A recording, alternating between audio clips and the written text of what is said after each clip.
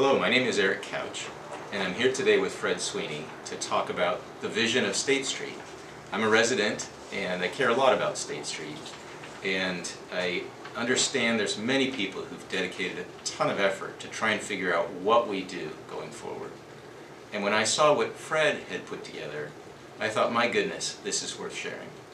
So I'd like to invite Fred to introduce himself and talk to us about his project. Thanks, Eric. I'm Fred Sweeney. I've lived in Santa Barbara for the last 47 years. Went to Cal Poly, where I received my degree in architecture, and prior to that went to Cuesta College.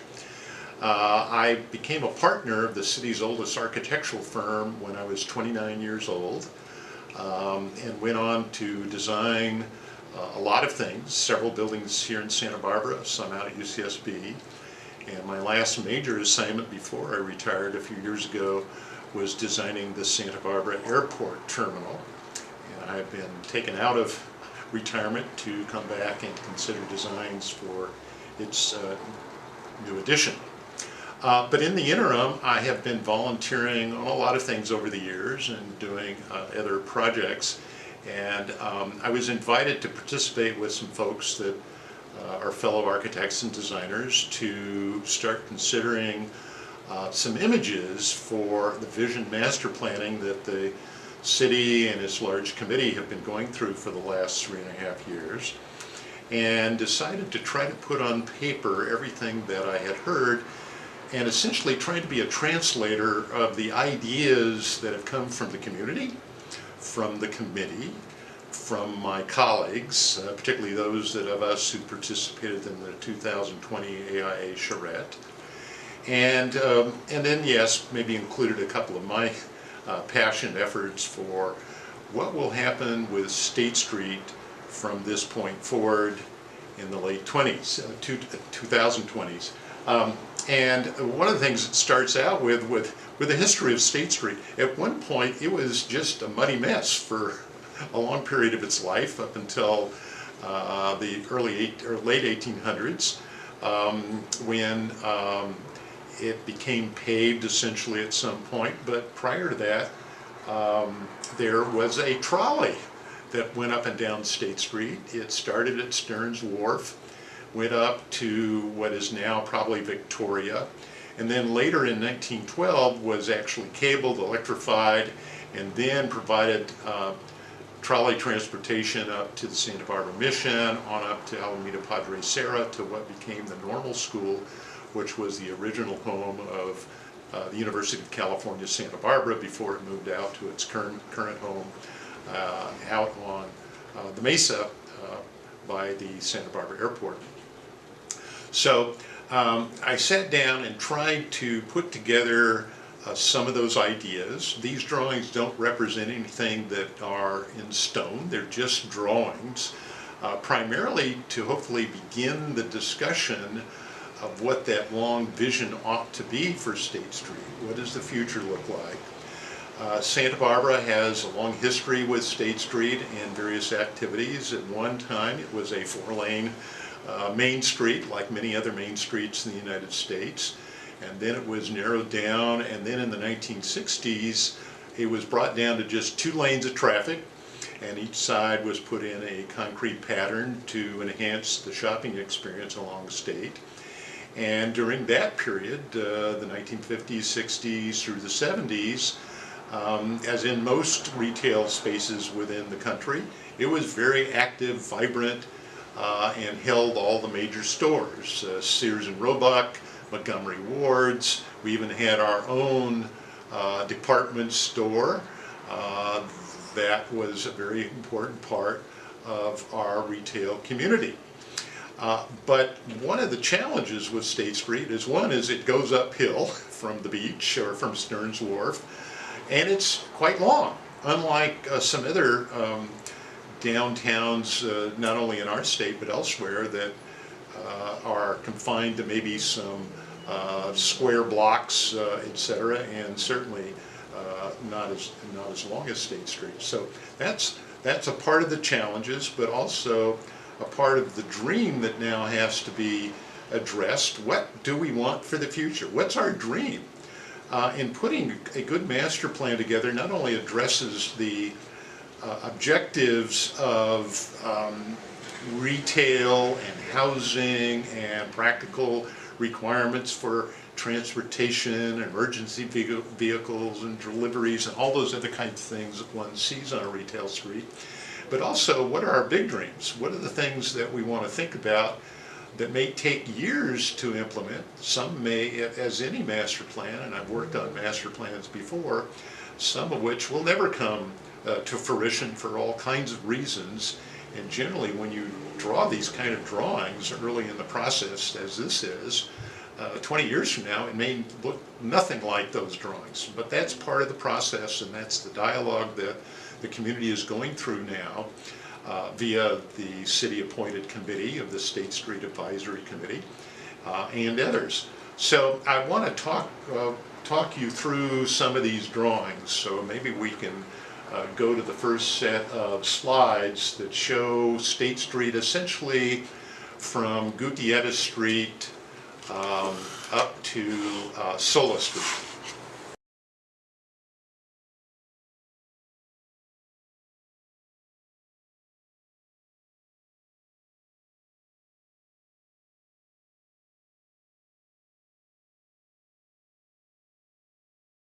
So this slide portrays that idea of the arches that have been introduced over the history of State Street for parades and the Great White Fleet that visited from Teddy Roosevelt, etc. So there are a few folks that said we should repeat that arch idea, probably a little bit different than other cities, particularly in California. I can think of Bakersfield and Castroville that have the names implanted on an arch over the city. At one point in our history, north of us, Santa Maria had such an arch. It's now gone. But the idea was to present that. And then this slide shows this idea of a trolley. And I'll get to the trolley a little later, but maybe we should go to the next slide. So a lot of what we talk about on State Street is not only the street, but how it engages the blocks to each side. And one of the things that my colleagues really dove into was this idea of improving and introducing new openings to what we call paseos in Santa Barbara. And of course we have one famous one, El Paseo, which is introduced before actually the 1925 earthquake, which most people associate with the Spanish colonial architecture. Actually started before the earthquake, and that paseo has one of our most complete experiences as one ventures through the city. So in addition to the things I'm going to concentrate on, which is State Street itself, there are other ideas floating around about how to improve our paseo system in the same blocks from Gutierrez up to Sola Street. So this is one of 9 sections of State Street depicted essentially by blocks, starting at the 400 block, which is bounded by Gutierrez and Haley Street. Currently, the city is completing a really whimsical and extravagant underpass adaptation as State Street dives under Highway 101 from its beginning at Stearns Wharf and the Dolphin Fountain. And it now will be completed here in the next year. And then one crosses Gutierrez Street, and the previous slide showed the arch. It also showed the idea of a turntable for a trolley. But I'm going to come back to that, as I said earlier. But the other thing that happens on this block, there's a necessity by emergency vehicles, both for police and fire, to be able to have two-way vehicle traffic on this block because of the one-way couplets that Gutierrez and Haley Street are adapted to. But the other activity here is to try to increase the sidewalk space to allow for additional retail, particularly dining on this block, to expand into the street. The experience that we all dealt with the 100-year event of the COVID flu activity. And so this is a demonstration of how we might use it. On the left-hand side of this particular drawing, towards Haley Street on the bottom left, is the idea of a raised platform that could be handicap accessible, only about 18 inches off the ground, but it does present an example of how one might separate vehicle traffic and bicycle traffic from outdoor dining, utilizing the shade side of State Street, umbrellas, etc., without a full-on structure. This block also includes two-way bicycle traffic, indicated by the green starting points on each side of the traffic way. And then this includes the tracks for a two-way trolley. So that's the beginning of how to address some of the concerns people have expressed about not really giving enough room for the retail, particularly the dining facilities for restaurants, etc., on each side of this particular block of State, and how to enhance it and really introduce it as the beginning of this idea of a State Street, some have referred to as a promenade. It also includes the language of the tree forest that will become part of any future State Street plan. It's a transition from the palm-lined street that we're used to from down at the wharf and down at Cabrillo Boulevard as it start marching up State Street. It's a transition block which will lead to a different kind of urban forest as we pass Haley. Fred, before you finish, there were a couple things. You mentioned an 18-inch height, and I just want you to reiterate, is that for the restaurant, right, the seating? Yes. Talked about that. Okay. You're good. Oh, okay. So, and just to reiterate, the raised platform area, the 18-inch platform, is really for dining. We all experienced that in other cities around the world. Recently in a trip to Portugal, and prior to that, a trip to Copenhagen and to Oslo, Norway.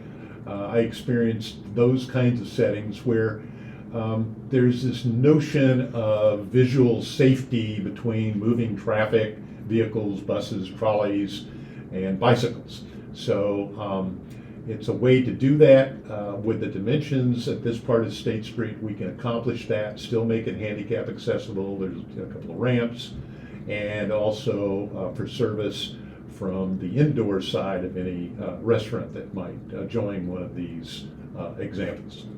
Thank you. So this is the next block as we move up State Street. Again, recall that State Street goes up the hill. So this is from Haley, Dakota, and unlike the previous block where it was from Gutierrez to Haley, which in many views is a curbed street because it has vehicle traffic and requirements for California vehicle code, etc., probably does in fact require a curb. This is a street where we might be able to dismiss a curb and refer to it as what the State Street Advisory Committee has referred to as flat and flexible.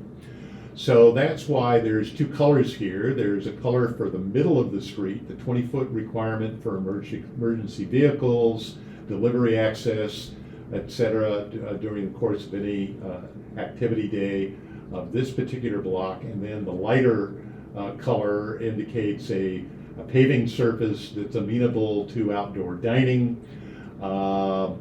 The colored areas of red and blue and gold are signifying umbrellas on the sun side of State Street, and the shadow on the western, or what I would refer to because of the nature of how Santa Barbara is oriented at 45 degrees to the normal north-south grid, what I refer to the freeway side or the 101 side of State Street.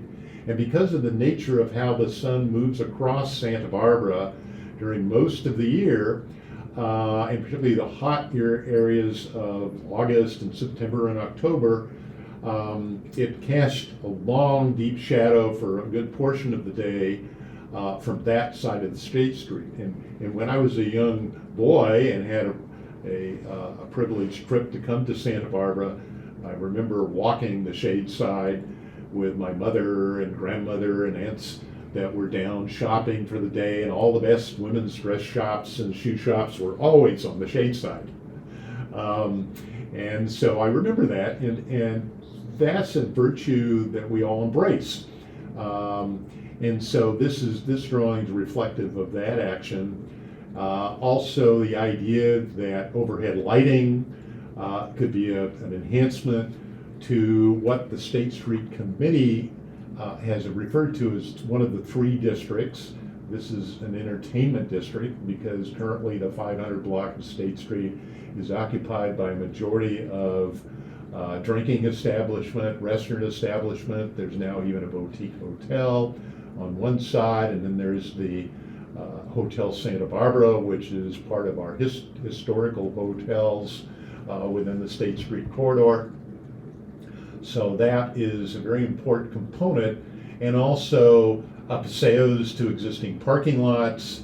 And you'll see in the center of this drawing is a horizontal ceramic iconic idea for a denotation of something important happening in that juncture, which is the introduction of a major paseo to parking lot number 11, which is behind those establishments on State Street. That could be anything. There's also the opportunity to do vertical artistic elements or other denotations of a paseo that's about to happen. This particular design comes from the Islamic heritage from the southern part of Spain, the Andalusia, where most of our architecture has come from, which is heavily influenced by the occupation during that period of world history that allowed the interpretation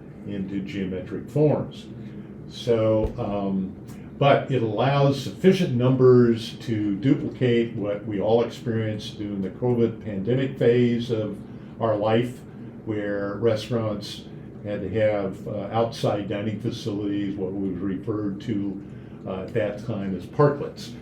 This really dispenses with the notion of a parklet, but it does allow outside dining in a wide swath up to 80-foot dimension from face to face to each side of the street where the buildings line up along State Street. And that leaves sufficient room on each side of 30 feet, more or less, dimension for retail shopping and strolling down what I refer to as the Fiesta de Ciudad, which is the party street of Santa Barbara, or of the city. So this portion of the plan is what we call the 600 block, which is still part of the Fiesta de Ciudad, because it does contain a movie theater, which we hope will continue, depending on how the movie world goes. It has lots of small retail stores. It has an historical building on the freeway side of State Street, the shade side, the 50th building, which preserves. There's some ideas introducing a new paseo on that side of State Street that would saunter back to a paseo that's actually in development at the back of something called the Pierce Furniture Building, because it reflects originally that portion of State Street was a lumberyard, but now contains long, narrow retail spaces, and I'll share with you some observations about that in a moment. The other thing that's indicative of all these spaces, particularly on the blocks like this one that would also be curbless, is the use of bollards to pop up and down, electronically controlled, both by the use of any kind of vehicle trolley, but also by emergency vehicles, deliveries, so forth and so on, so they can move up and down, but it prohibits normal vehicle traffic from attempting to go down or up this street. This drawing also reflects the notion that we currently have a Tuesday, and have for a long period of time, a Tuesday farmers market. And so these little rooftop elements actually reflect the use of 10-foot by 20-foot tents, more or less what they use today, but a little more colorful.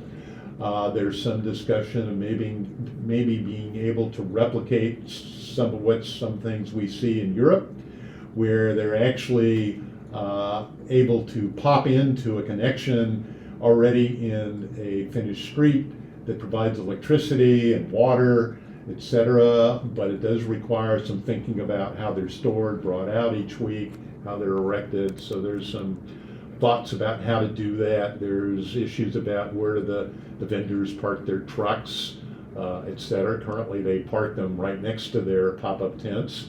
But those are discussions we need to have. And also then on the shade side, you'll see dining tables for restaurants. On the sun side of the State Street, particularly in the afternoon, there's dining tables with umbrellas, and then also this horizontal element of a small decal of some nature. This one I drew as flowers done in ceramic tile. They could be any number of things, including ideas about remembering the Chumash who walked on this land way before most of us came here. And also the passage to garage number 10 behind the Metro Theaters and Hamburger Habit. Those are all things we know, etc. So this is an idea about how do we accommodate things like a farmer's market. And Fred, I see it's identified with limited vehicle traffic. Is that something whereby maybe during certain hours of the morning when it's not a high pedestrian time that the ballards could be down and trucks could come in and go to deliver to stores and things like that? So the next slide depicts what we call the 7 and 800 block, and this is really, for most of us, the center of our civic life in Santa Barbara, our center of the city, for a whole lot of reasons. One is in the 1980s we introduced the Paseo Nuevo, the new Paseo versus the El Paseo, which is across the street at the top of this particular slide. Again, the shadow side is towards the freeway. The streets of De La Guerra, on both sides of the street, are actually still controlled by the city of Santa Barbara, which owns the land rights for much of Paseo Nuevo. But they control that. So this is the idea of reintroducing the covered little carts that used to be there for a period of time when Paseo Nuevo first opened, bringing those back so that can be used by entrepreneurs who want to start a small business and without a lot of rentable square footage. The eastern side, or the mountain side of State Street, or sun side of State Street, is De La Guerra Street. Under the current process, the city is pursuing the closure of De La Guerra Plaza to automobile traffic and a completely new approach to De La Guerra Plaza as our civic center. And as a part of that activity, they do propose closing De La Guerra Street on that side. I'm just adding the idea of putting a little information kiosk, which I'll show you later in elevation, introducing the palm tree activity, part of our history. Palm trees are not native to California. They were introduced as much of our trees were introduced. As you recall, particularly for those who have read 2 Years Before the Mass by Richard Henry Dana, he talks about Santa Barbara being a plain of grass, trees that hug the water source, which were basically sycamore and oaks, and that was pretty much it. So all the other trees that came, and we're a tree city in the United States, all the other trees were imported because of our climate. They grow well. There's a huge historic designated pepper tree in front of the Santa Barbara City Hall, which comes from Chile. And they were brought here and planted, and that one is designated. There's also something called Stork Placita, named after the Santa Barbara News Press Pulitzer Prize winner, Stork. and it leads the way to the building now referred as the Santa Barbara News Press building. This is also an extension of the Tuesday Farmers Market. Right now it covers about 3 blocks on State Street. I think with a little effort we can make it cover 2 blocks. If necessary, we can figure out how it might go another block. This also has the vehicle area that's controlled by the bollards that move up and down as necessary, particularly when vehicles are allowed through this area. But again, a block of no curbs, curbless. One of the challenges of dealing with this block is that because of the activities, particularly the center where we show a little fountain and a semicircular plaza right off of De La Guerra Street, that there are those that think we ought to control the use of bicycles on this block. So this is drawn with the idea that bicycles can come through here certain hours of the day, but for some hours of the day they're going to have to get out and walk their bikes.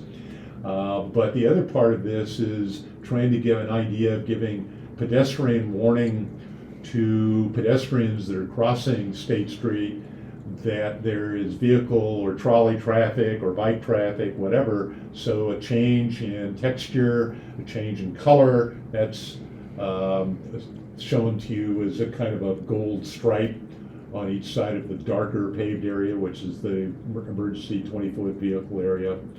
Also, there's an example of how one might remember and celebrate the Chumash, as I talked about earlier.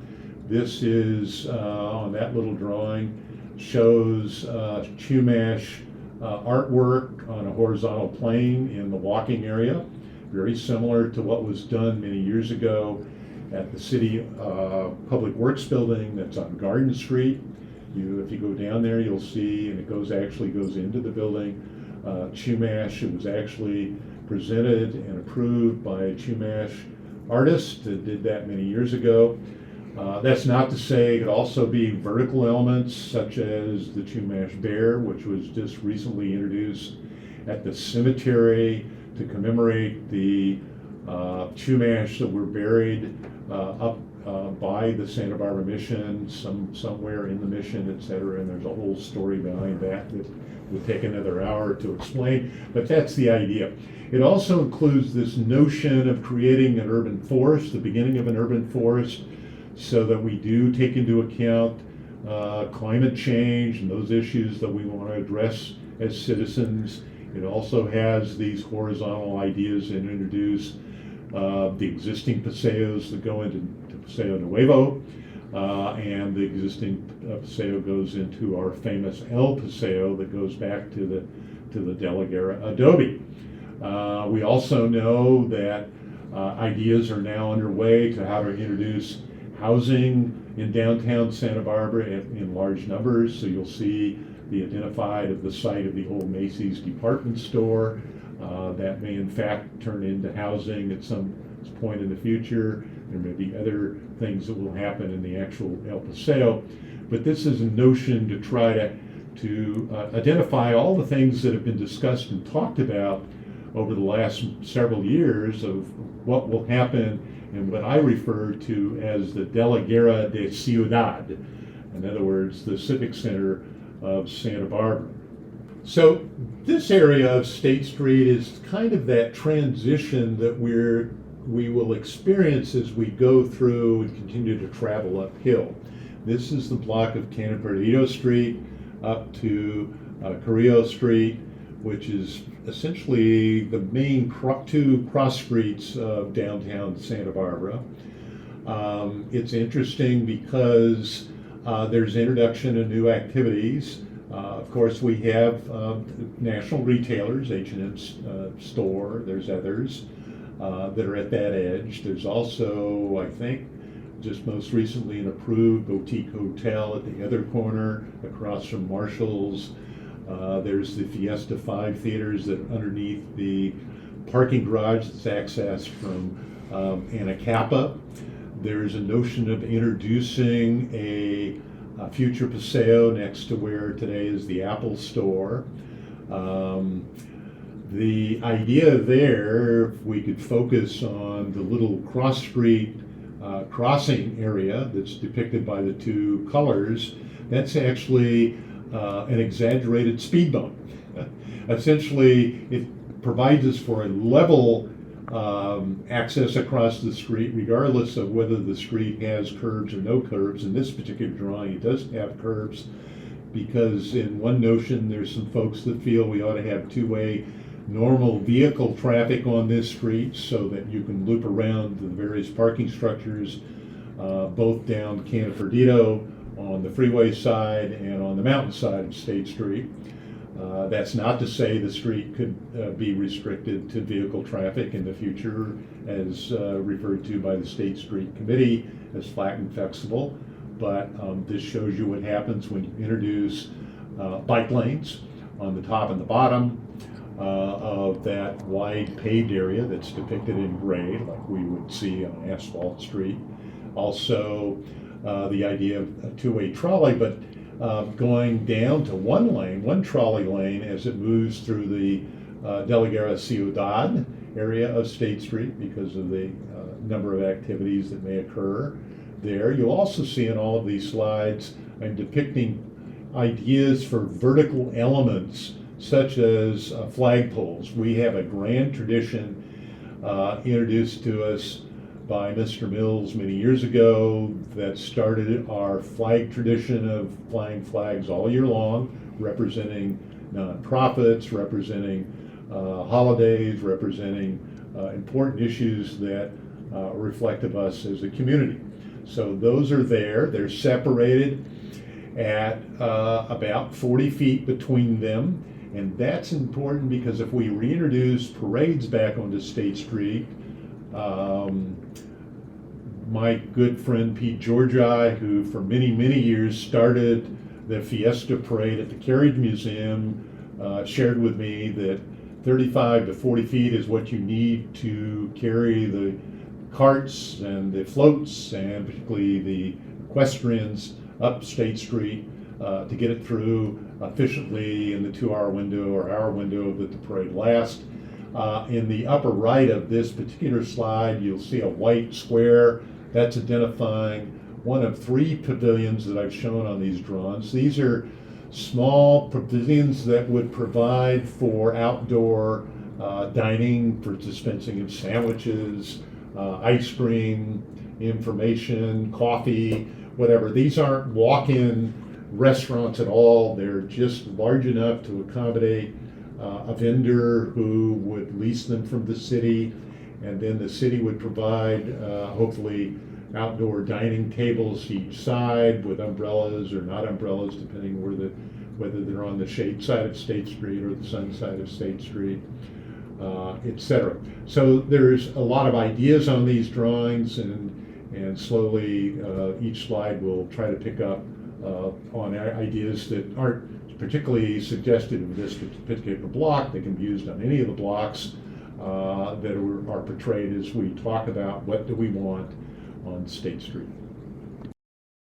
So this depicts the 900 and 1000 block of State Street from Carrillo up the hill, so to speak. You'll see the major intersection of Carrillo and State. The reason this is important, Carrillo and State actually have the same dimension between the buildings, 80 feet. Carrillo has 80 feet, State Street has 80 feet, unlike the other cross streets which are set at 60 feet by the Haley survey that was done in the 1800s. The idea is because the north-south grid, for purposes that Santa Barbara was set up as originally as a Midwestern square block city, it was actually turned 45 degrees to the north-south. So here is an idea of implanting a compass rose for those directions in the center of this intersection.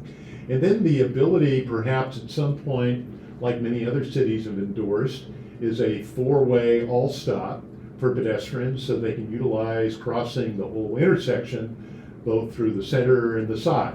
Those, of course, are discussions for transportation and folks that monitor this kind of situation, and do we have enough folks to make it happen? Is it too dangerous, et cetera, et cetera.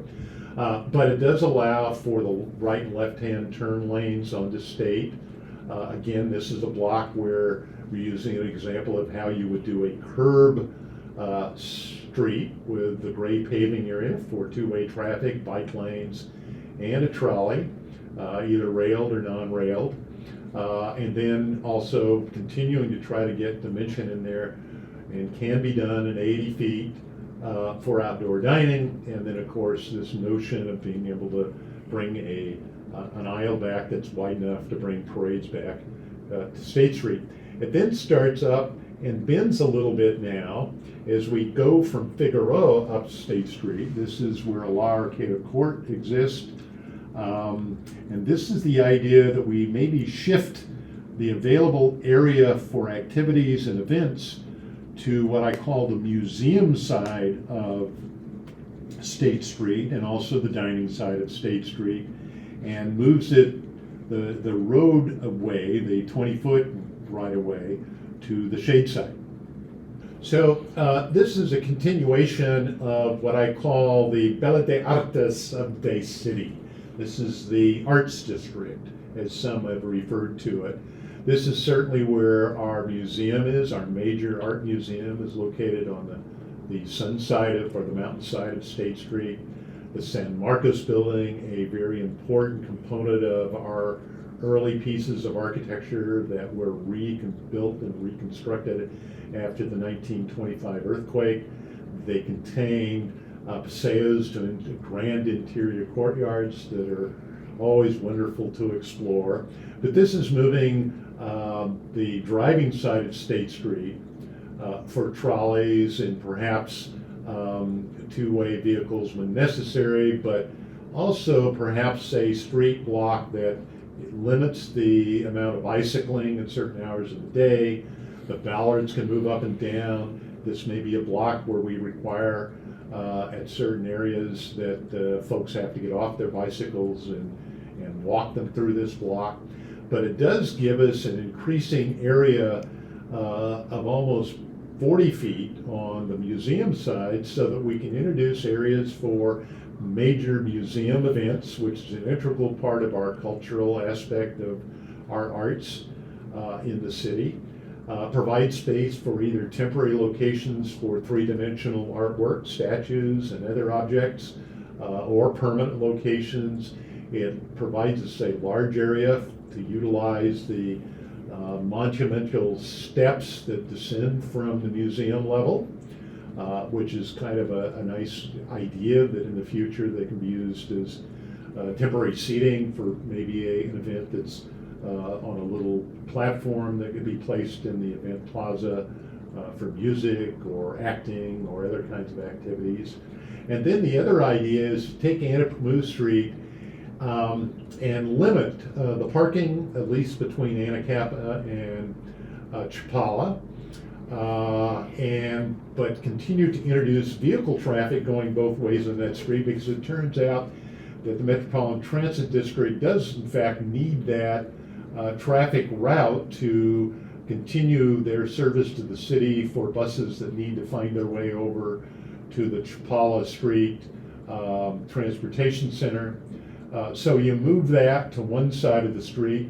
That gives us dimension, remember, within the 60-foot width of Anapamu, to place a pavilion for food and beverage, for outdoor dining under umbrellas. It's an introduction to what will soon be our new library plaza, which will face Anapamu and increases the ability to have more activity. This is also an area where we retain the wonderful oak trees that are in front of the museum, the other trees that are there, and then begins to introduce additional shade cover with the new forest canopy, and then introduces this idea that was just put into place in this last year of reintroducing vehicle traffic, at least in one direction, going up State Street from Anapamu, so that buses that come from various retirement homes within the city and other activities can utilize a drop-off, a formal drop-off area that meets handicap accessibility in front of our renowned Granada Theater, which my firm actually worked on many years ago. My late partner, Roger Phillips, who did a wonderful job of reintroducing the Grand Theater Performing Arts Center in Santa Barbara, along with this notion of still providing for outdoor dining and retail space along State Street. One of the notions that one looks at when you look at people that have done this kind of research and et cetera over the years is that a good retail street has window shopping every 25 to 35 feet.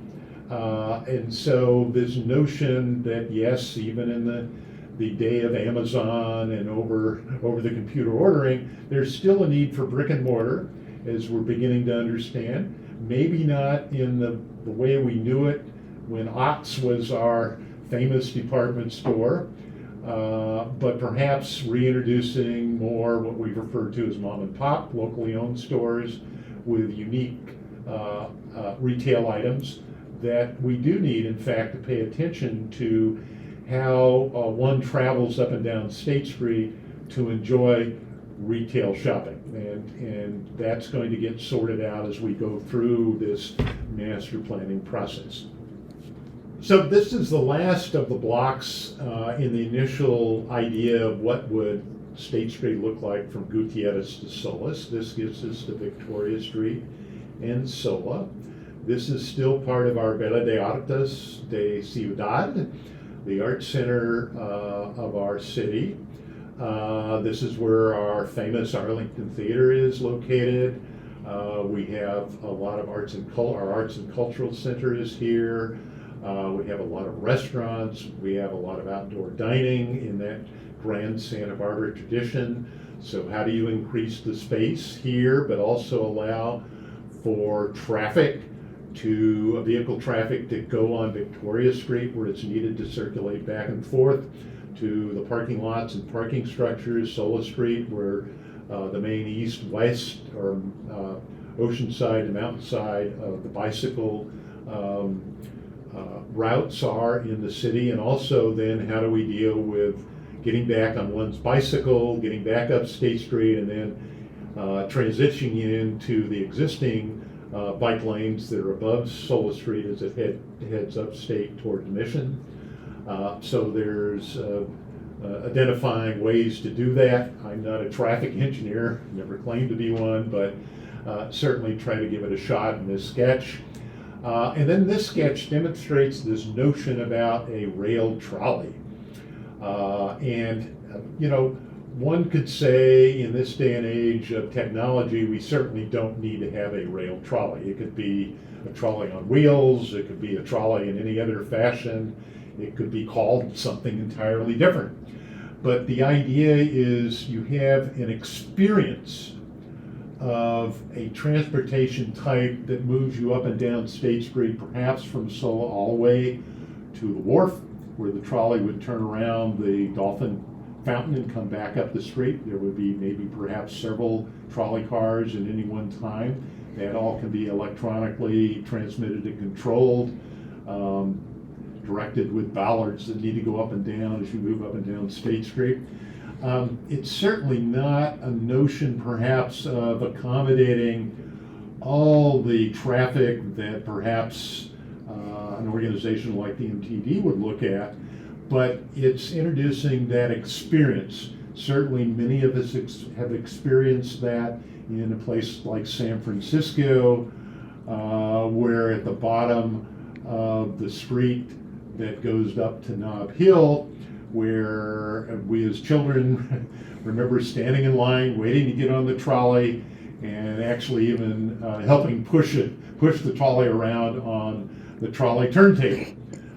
That's the idea. You'll see a trolley turntable shown on this sketch right behind another arch that introduces this section of State Street, maybe similar to the one at Gutierrez. These are the kinds of things that future designers and architects will address as one moves along. We just need to decide, is that a component that we would like on State Street or not like? Those are decisions that will be made as the community goes through this dialogue of discussion, as we talk about the kinds of things, the kind of dreams that we want to think about on State Street. Certainly the Paseos, my memory, the very first architect I met in my entire life when I was 13 and my father brought me to Santa Barbara, was on that Paseo in the Arlington Theater, where they had an office in those days. I knocked on the window and I shook his hand, and I'll remember it my entire life. So this is a slide that depicts the cable railway, a trolley.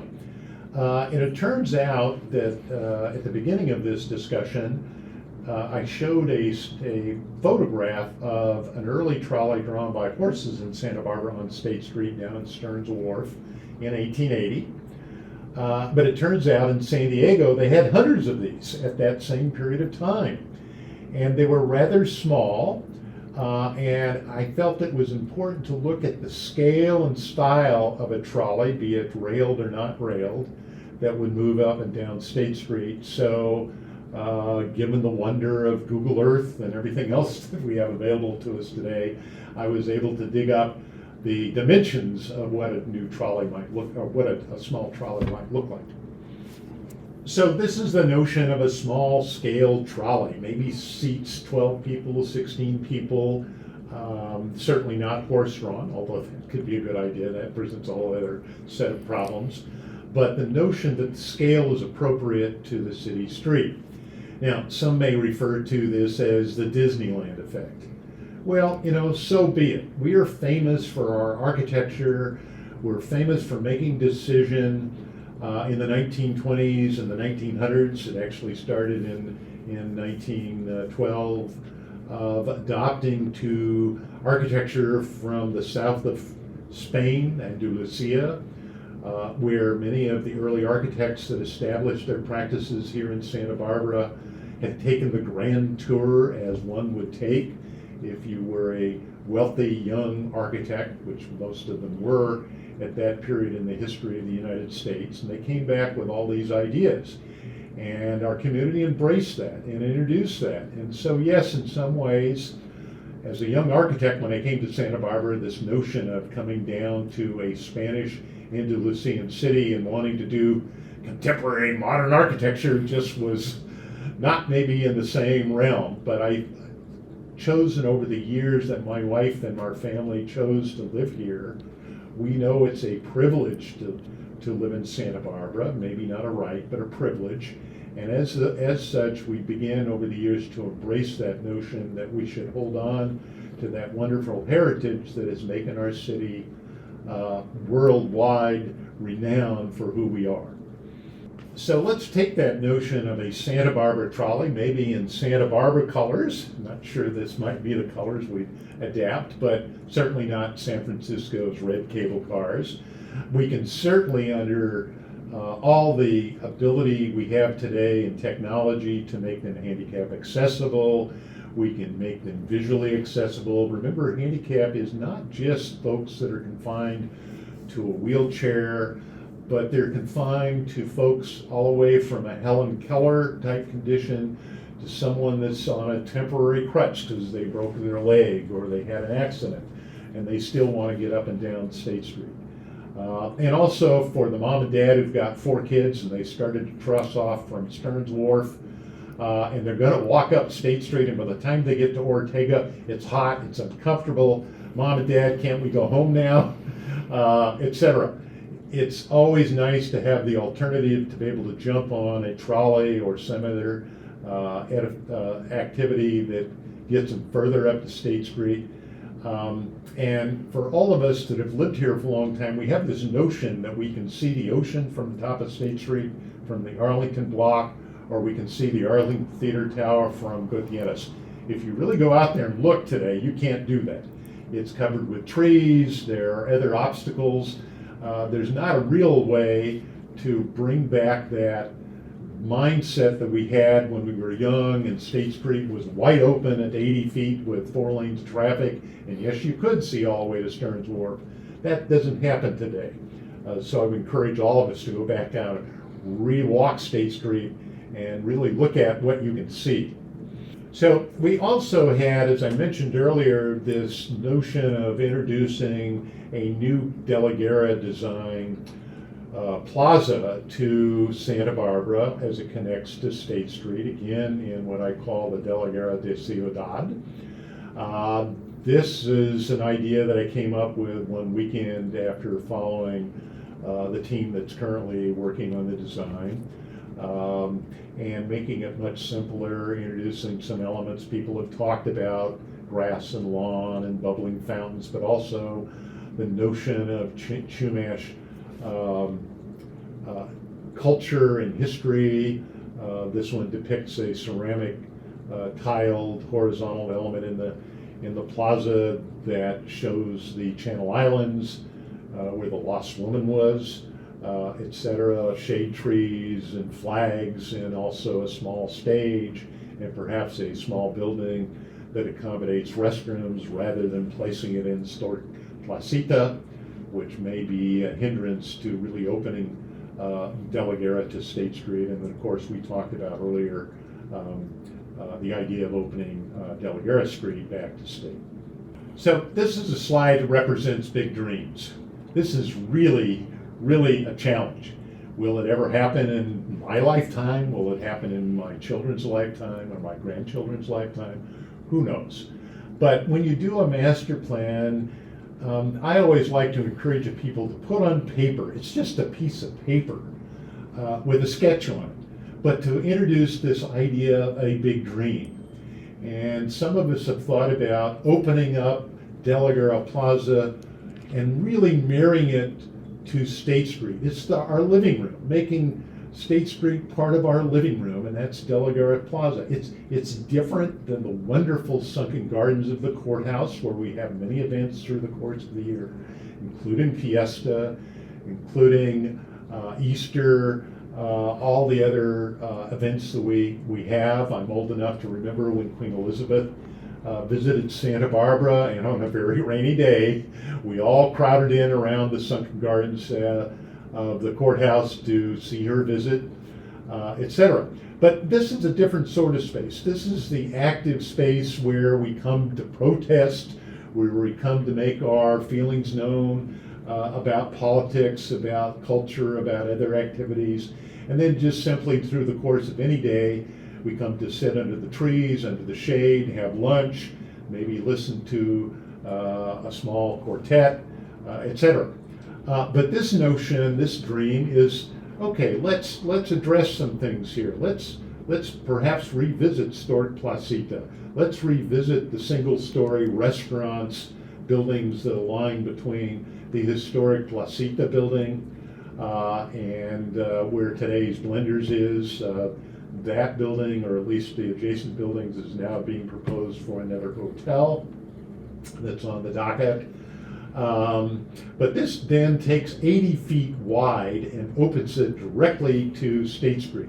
And again, this notion of a water fountain, a water element, plenty of room for outdoor dining, trees to add to our urban forest. And it takes the square footage in those one-story buildings and divides it into 2 new buildings on each side of that 80-foot opening that could accommodate on its lower level retail and restaurant space, and on the upper level could be offices or housing or anything we choose. But this is a big idea.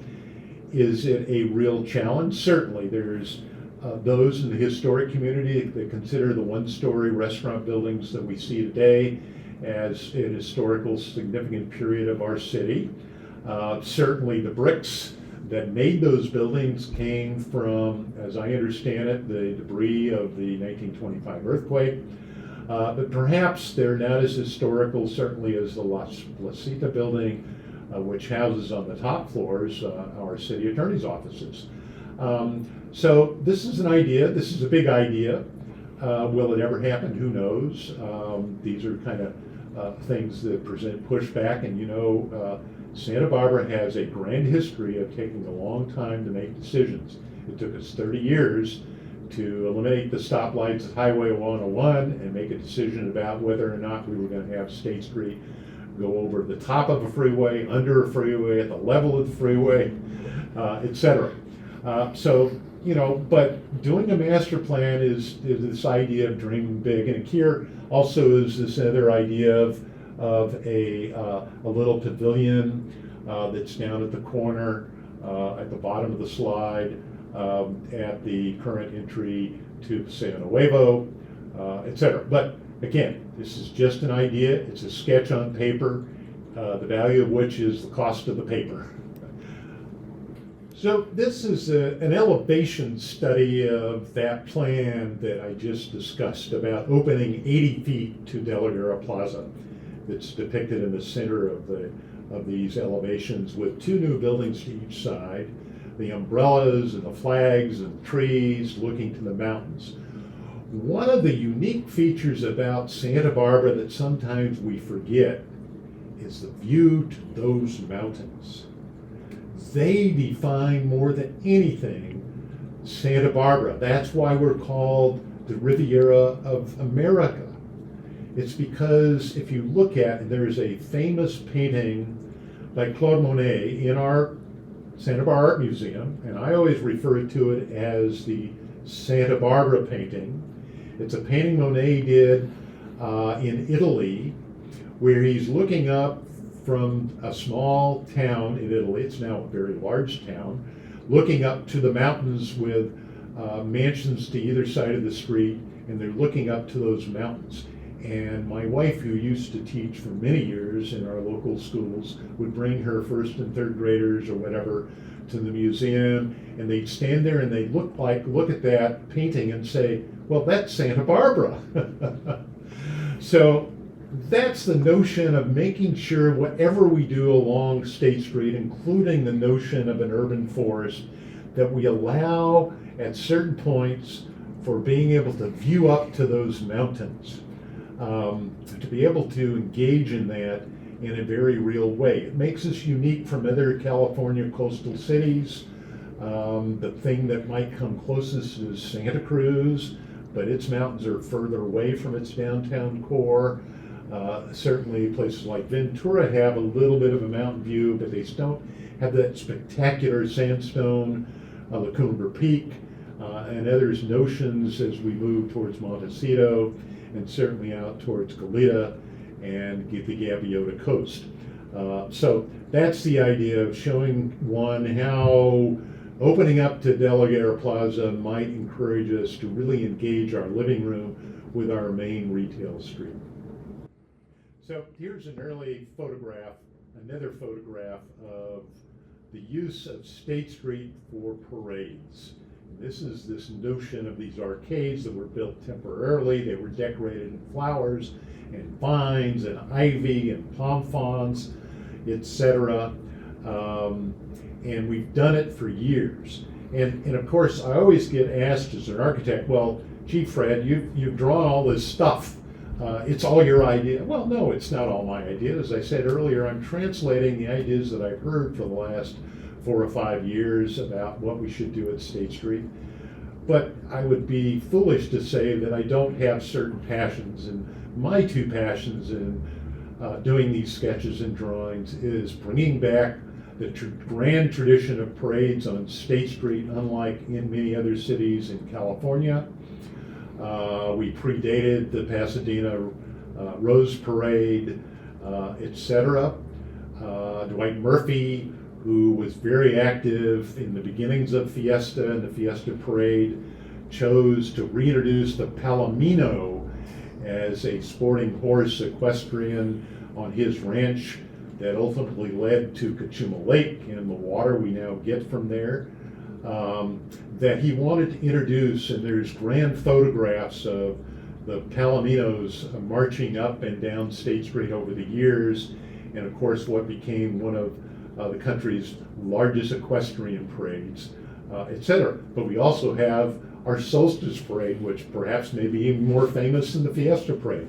So let's bring those back. And also for those of us as parents that recall our children marching up the State Street or marching down State at the Christmas parade, the veterans at 4th of July being able to come up and down State Street, honoring those who served this nation, that served us as Santa Barbarans.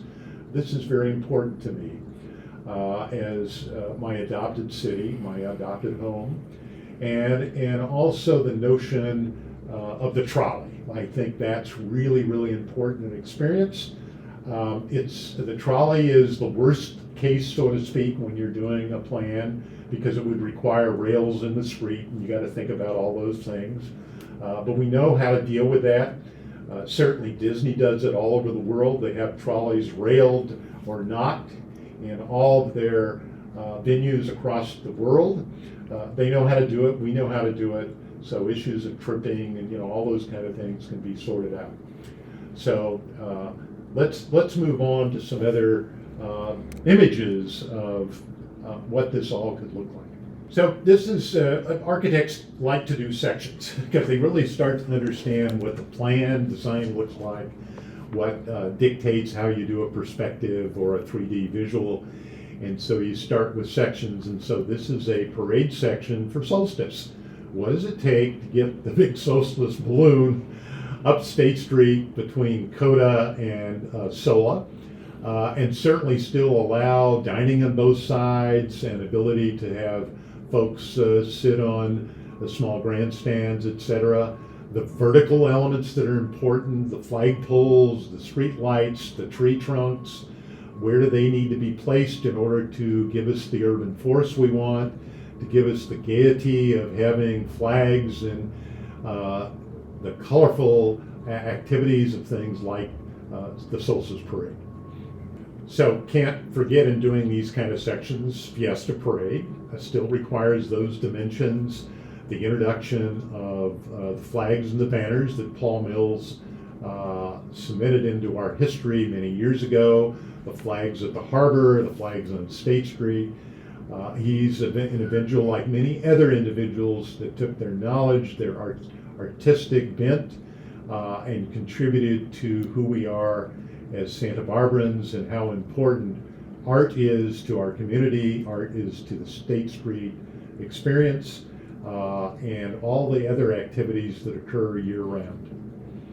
So these are just a series of sketches of these ideas. This is the kiosk I talked about at De La Guerra Street. Colorful, open, ability to provide information to tourists and others wanting to know about our history, what's available, walking tours, activities of the week, etc. And also introducing overhead lighting, the palm trees, all part of our history. So this set of sketches is those little pavilions that are probably oriented towards more of a steel finish so that we have something durable. They're not an indoor dining experience at all. They're just a prep area for dispensing of coffee or pastries or sandwiches. Visiting recently, my adult children live, one of my adult children and son-in-law live in Santa Cruz on Pacific Street, their version of State Street. They have some small versions just that look almost exactly like these. I know they exist in Santa Monica on 3rd Street Promenade, which has its own challenges. So this is just an idea. This is an opportunity for the city to introduce business folks that want to get into the entrepreneur mom and pop world of retail, both in the restaurant business and in the retail business. So this is the other end. Architects always like to draw front and back, but the importance of this slide is you have to accommodate the dimensions for State Street. You've got to make sure there's enough room for walking, being able to stand in line. These units would be not more wider than 8 or 10 feet because you also have to accommodate the tree canopy, etc. So this little sketch depicts a couple important things. One is this notion of water. Now, we have all experienced lengthy drought periods where we shut off our fountains, we shut off the water, we did all kinds of things to reduce our usage. We got rid of our lawns, we introduced drought-tolerant landscaping, native landscaping, and all of those things are important and still should be done. But the other thing that we took from Andalusia, where, as I mentioned before, most of our architecture comes from, is their celebration of engineering of water. When you go to cities as Granada or you go to the Alhambra, you see that they have celebrated how they brought water from the nearby snow-capped mountains around Granada to the city, put them in irrigation ditches, put them into little fountains, put them into little traveling. If you've been to the In El Jalife, across the mountain across from the Alhambra, you'll see how they did it. So this notion that, yes, on occasion we should celebrate water, there's nothing wrong in my view of having a fountain. Today we recycle that water, we don't bring it in constantly. There's ways to do this to celebrate the folks that brought us the water from Lake Cachuma across the mountains through the Tecolote Tunnel, for the folks that made sure we still have water coming to Santa Barbara, that we also have the water in the ocean that we rely on for our tourist industry, our fishing industry, etc. And also because of that ocean, not only are we known because of our architecture and many other things, we're also known for our disasters. This city came together in the 1960s after the massive oil spill that occurred. Because of those things, it brought our city together to think hard and long about how we deal with things like that. And today, of course, we're confronted with climate change. The other notion on this little slide is the introduction of the aroma of Santa Barbara. The idea that we introduce the citrus. Citrus was always a big, important part of our being. Certainly, Carpinteria and Goleta celebrated in a very distinctive way, but the citrus aroma of State Street, the aroma of roses, the aroma of flowers has always been very important. We have a wonderful rose garden up at the Mission State Historical Park that's part of our being that we celebrate here in our city. So this is a quick sketch of an idea of providing visual cues to individuals that are going to use State Street, particularly the bicycle riding community. Certainly the bollards will pop up and down for all practical reasons. You need to have the opening for emergent vehicles. But the introduction of vertical planters, it alerts an individual that something's about to change as you come up from State Street. Now that's not to say that there's going to be signs put here and there that indicate what you have to do on this block, either get off and walk your bike or slow your bike down or whatever, etc. But just as we use roundabouts and other things with vehicle traffic, we can start to learn and introduce the culture of bike riding to visual cues that certainly one sees when we go to Europe, where they do have a culture that goes way back to bicycle riding. Children are taught from a very early age how to behave on riding a bike, and that transfers into adulthood. We may not have that so much, but we're getting there. So introducing these kind of visual cues, I think, will be important as we discuss it. Now, does it need to look exactly like this? Certainly not. There's much more talented design architects and designers than perhaps I am, and we'll think about other ways to do this. So here's a notion of perhaps currently we've just approved and are celebrating the fact that we're bringing the Saturday's Farmers Market to State and Carrillo Street.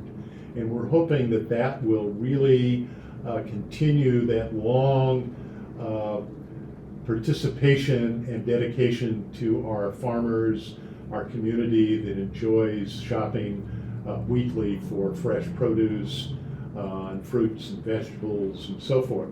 But this was a notion of what would it take maybe if we need to put it in a different location. This happens to be at State and Ortega.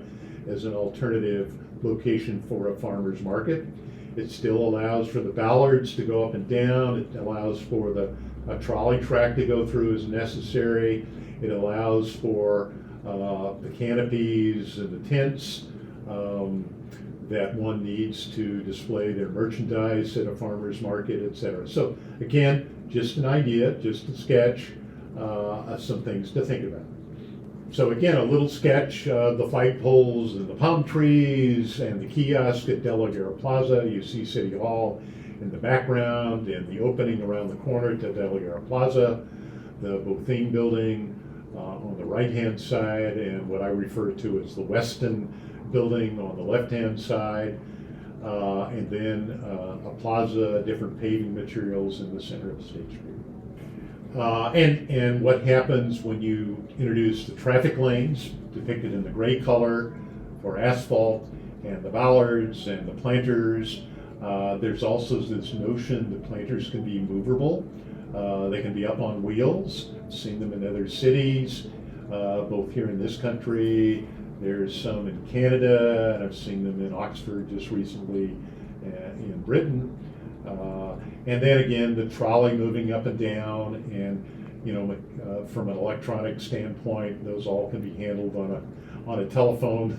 You just click a button, the ballards go down, the trolley goes across, they come back up, and you can circumvent the other trolley coming the other way. And so the other activity depicted earlier in this discussion was what happens on Anapamu Street, where we do need to continue to allow MTD to move their buses in the east-west direction across State Street.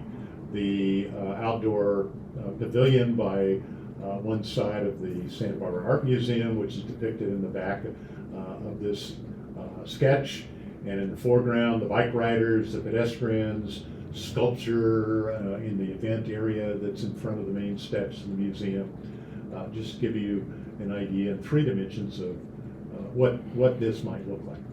So this is an idea that might perplex a few folks. It's a big idea. It's what might happen on any of the blocks along State Street, particularly when we're talking about how do we continue to accommodate housing on State Street that will increase its vibrancy by introducing more foot traffic, more folks to downtown Santa Barbara. How do we do that? How do we deal with that? This is a sketch of the 600 block looking towards the Highway 101 side of State Street, the shade side. This is the Pierce block, or the Pierce building with the Bothane building on the far right of this sketch. And this idea that particularly some of us are used to the fact that in this block, some of these retail stores that exist there today, or did exist, go back 150 feet, and they're only 20 or 25 feet wide, and they go very deep. Well, I learned something interesting as I started to do research and talk to others on State Street retail positions. Yes, in the early days, when this was translated from a lumber yard to a retail street, they built these stores with large, deep stores, and they did it because, unlike today where we have inventory on demand, in those days a retailer would buy their inventory once a year, maybe twice a year, and they'd have to have a place to store it. So they made these long, deep stores. So yeah, the first 30 or 40 feet was the retail part of the store, but the back half was their storage for their inventory. Well, now, today, under the current retail model, you don't need that anymore. You have inventory on demand, and the brick and mortar, in some respects, may move to more of a sample store, where sometimes, like I do, I leave the store and then go online and order it. What happens if we want to rethink what happens at the back of these deep stores? And what that introduces is this notion of perhaps introducing multi-story housing to the backside, so that it doesn't necessarily destroy the storefronts we're used to that face right on State Street, right at the 80-foot mark of the right-of-way width of State Street, but allows multi-story housing, 3, maybe 4 stories high, deeper into the middle of the block between, say, in this case, State and Chapala Street. That's not to say it couldn't happen in the opposite direction. One thing I would caution is the height issue. And we all get quite concerned. In 1972, the community, thanks to nudging from Pearl Chase and Thomas Stork, we actually put into effect a charter amendment that limits our highest buildings to 60 feet throughout the city, irregardless of whether it's residential or commercial or institutional space. Most of our city in the residential area is limited to 30 feet, but we need to think about the view to those mountains. And as we think about putting buildings on the mountainside of State Street, we really need to think about how that's accommodated in what we always refer to as scale and bulk. Scale being the reference to the human person, bulk meaning how the building is laid out on a particular site. And so that's something to think about. The other little idea that popped in here next to the 50th building shown on the right of this sketch is an opening for a new paseo. And it can come in all forms and fashions. This is one I stole literally from a sketch I did while I was in Rome several years ago, where at one point in their history they used figures to outline a storefront or a door front, or in this case an opening to a paseo that would go in to the middle of the block. So again, these are just sketch ideas. They're not meant to coerce anyone to do anything. Certainly property owners will want to think long and deep about what kind of future commitments they make for their properties.